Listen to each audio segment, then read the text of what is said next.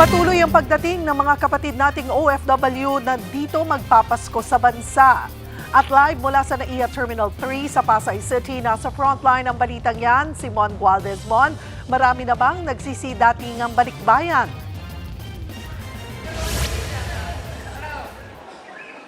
Oo, Cheryl, walang patid ang pagdating ng mga balikbayan. Nako, merry talaga ang Christmas ng mga kapatid nating OFW na ilang taon o baka nga yung iba, ilang dekada na nagtatrabaho abroad at ngayon lamang muli makakasama ang kanilang mga mahal sa buhay.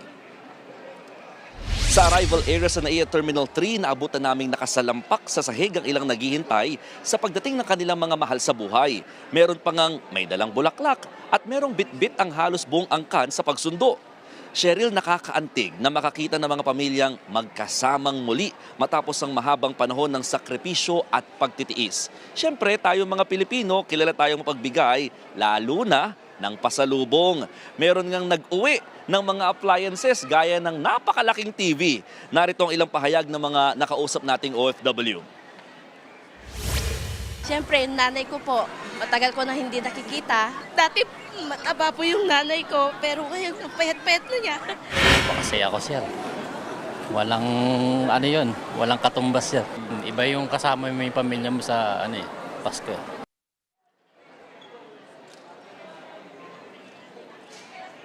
Sa taya ng Manila International Airport Authority o MIAA, posibleng umabot nga raw ng 2.5 million ang bilang ng mga pasahero ngayong holiday season.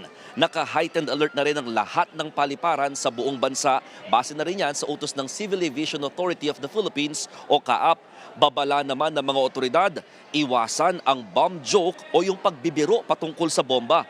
May pinakahuling nasampulan kasi nito noong Sabado na na-offload sa kanyang biyahe pa Singapore. Labag ito sa batas na may parusang hanggang 5 taong pagkakakulong at multa nga abot sa 40,000 piso.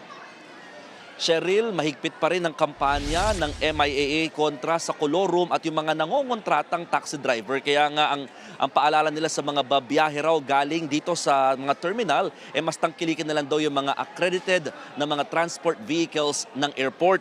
Habang sa mga babiyahe pa lamang, o hahabol ngayong holiday rush para pauwi sa mga domestic or sa international na destination, paulit-ulit ding paalala ng mga otoridad, siguruhin maglaan ng 3 hanggang 4 na oras bago ang mismong flight dahil nga sa inaasahang bigat din ng traffic at siguruhin din doon na nasusunod naman yung tamang bigat ng mga bagahe para iwas na rin daw sa hassle pagka-check-in. Cheryl. Maraming salamat, Mon Gualdez.